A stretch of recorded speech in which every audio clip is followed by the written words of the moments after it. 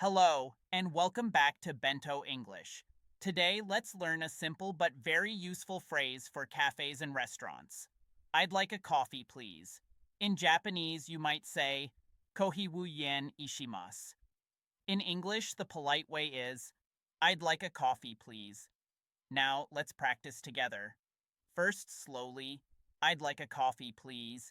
And now, a little more naturally, I'd like a coffee, please.